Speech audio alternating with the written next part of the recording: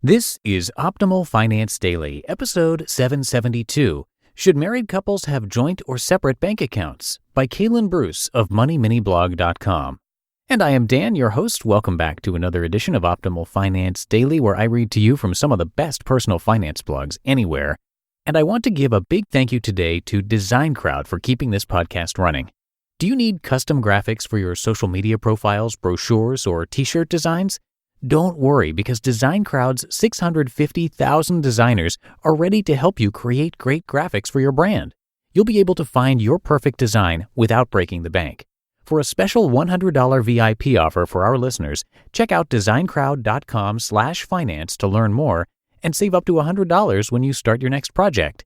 That's designcrowd.com/finance, DESIGNCROWD.com/finance, or simply enter the discount code FINANCE when posting a project on DesignCrowd.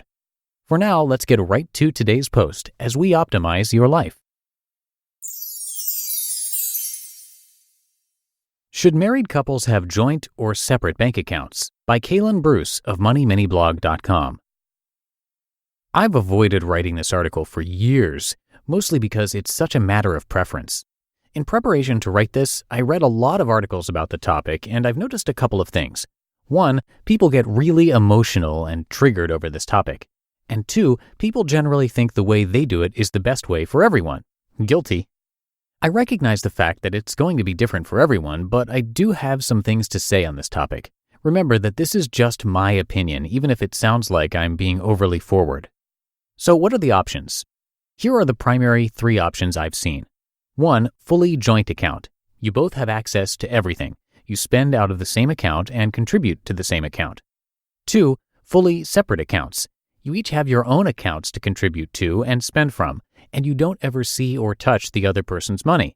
The bills are split 50-50 or according to your income levels. Think of how you would pay for things with a roommate. And 3. Joint and separate accounts. You have one primary account for the bills and large purchases, and you each have an individual account for personal spending. Let's discuss the benefits and drawbacks of each. 1. Fully joint account. Full disclosure, this is how my wife and I roll. We believe marriage is for life, divorce is not an option, and everything we own belongs to both of us. Since that's our stance, it makes sense that our finances are 100% combined. While my wife brings more financial value to the family, I'm the only one who has an income.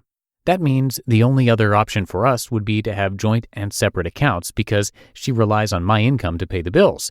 If we were to go with that option, I would have to give her an allowance to spend every paycheck, and that seems ridiculous to me, seeing as how she is an adult, much more so than I am. If you're worried about the possibility of a divorce, I understand about being hesitant about the fully joint option, but I feel like you should be reading a marriage article if you're that concerned with what happens if we get a divorce. If you're afraid to combine your finances completely, you may want to consider why you got married in the first place. I mean that literally. I'm not saying you shouldn't be married, but seriously consider the foundation of your marriage to see if there are some things you need to work on outside of the financial realm. Marriage is all about trust, and money is a great way to test that trust. 2. Fully separate accounts. Now we're talking about split finances. You live like roommates, and I don't mean that in a negative way, it's an accurate analogy. This option only works when both people produce an income, since you're each paying your portion of the bills. I've seen this happen often when one person makes a lot more than the other and they don't feel like combining finances is fair. Now that seems pretty childish to me, but you be the judge. Marriage isn't a competition. I also think marriage is a great accountability tool if you have a habit that needs monitoring, such as gambling or drinking too much. It's easy to hide things like this with separate finances. If you're spending your money irresponsibly, no one has to know when the finances are separate. If that's you, consider getting the accountability of combined finances. 3. Joint and separate accounts. One of the most common options. If you want to pay your major bills out of one account and then have the privacy of your personal spending, consider having joint and separate accounts. This seems to work well, especially if one of you doesn't like the idea of getting agreement, which some may call asking permission, before making purchases. And this way, you can save your own money if your spouse tends to be more of the spender. If you want to spend your own money, free of any judgment, then by all means get separate accounts for monthly spending, but this is assuming you're budgeting a certain amount for each of you to spend. Financial goals in marriage. The most important thing is that you're on the same page financially. If you want separate accounts, fully or partially, you still need to create financial goals together. I'm of the belief that your money will go farther and you can do more with combined finances, but that's up to you and your spouse. If your finances are completely separated, you should still come together to figure out short-term and long-term goals. You're married, therefore you're a team. It doesn't make sense to me to have two different emergency funds and separate retirement accounts. If one of you has an emergency, it's the responsibility of both of you to handle it. Likewise, wouldn't it be terrible to get to retirement and find out that only one of you is financially secure enough to retire? I couldn't imagine not being on the same page with retirement. Get on the same page and the rest will follow. But doing finances completely separately with no communication is a recipe for disaster.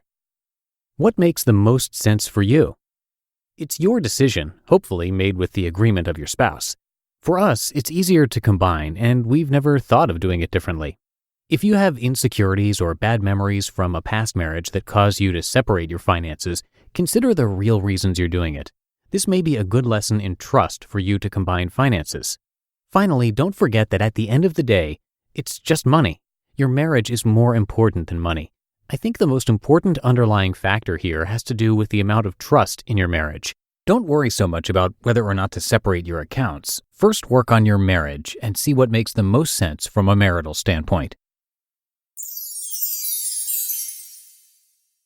You just listened to the post titled, "Should Married Couples Have Joint or Separate Bank Accounts?" by Kalen Bruce of MoneyMiniBlog.com. And thank you once again to Design Crowd for sponsoring this episode. Are you a busy entrepreneur? If you are, you know how important it is to make a good first impression. Design Crowd gives you access to graphic designers who can take your business to the next level in terms of beautiful design. Through Design Crowd, you can crowdsource your next logo, website, or business card redesign to designers from around the globe. You'll receive your first professional design within hours. All you have to do is approve payment to the designer once you've chosen your favorite design. For a special $100 VIP offer for our listeners, check out designcrowd.com/finance to learn more and save up to $100 when you start your next project. That's designcrowd.com/finance. DESIGNCROWD.com/finance, or simply enter the discount code FINANCE when posting a project on Design Crowd. And that's going to do it for today. Thank you so much for being here and for being a subscriber to the show. And I'll be back tomorrow as usual, so I'll see you there where your optimal life awaits.